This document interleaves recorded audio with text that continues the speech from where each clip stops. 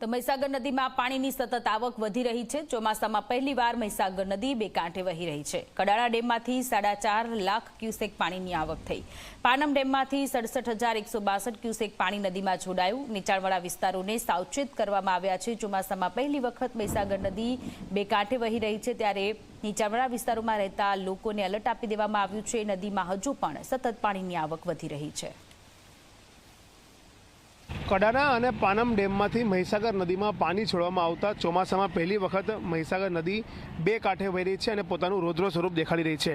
આપ જોઈ શકો છો કે કઈ રીતના નદીમાં પાણીની આવક વધી છે, જેના કારણે નદીનું જે જળસ્તર છે તે વધ્યું છે અને સાથે જ વડોદરા, પાદરા અને તેની આસપાસના જે કાંઠા વિસ્તારના ગામો છે તેની અંદર મહીસાગર નદીના પાણી ફરી વળ્યા છે, જેના કારણે લોકોને સુરક્ષિત સ્થળે ખસેડવા પડ્યા છે, લોકોનું સ્થળાંતર કરવું પડ્યું છે। જે રીતના વાત કરીએ તો મહીસાગર જે નદી છે ત્યાં એક રિસોર્ટ પણ લોકોએ નદી કિનારે બાંધેલા છે। તે રિસોર્ટ પણ હું તમને બતાવવાની કોશિશ કરીશ કે સામે છેડે જે તમે જે રિસોર્ટ જે જોઈ રહ્યા છો તે રિસોર્ટની અંદર પણ પાણી ફરી વળ્યા છે, જેના કારણે તે રિસોર્ટને પણ બંધ કરવાની ફરજ પડી છે। ક્યાંક ને કહી શકાય કે ગ્રામજનોને તો નુકસાન થઈ રહ્યું છે, ખેડૂતોને નુકસાન થઈ રહ્યું છે, પરંતુ જે રિસોર્ટના સંચાલકો છે તેમને પણ નુકસાન જે છે તે વેઠવાનો વારો આવવાનો છે। જે રીતના જે નદી તમે આ પહેલી વખત આટલું ચોમાસામાં રૌદ્ર સ્વરૂપ મહીસાગર નદીનું જોવા મળી રહ્યું છે।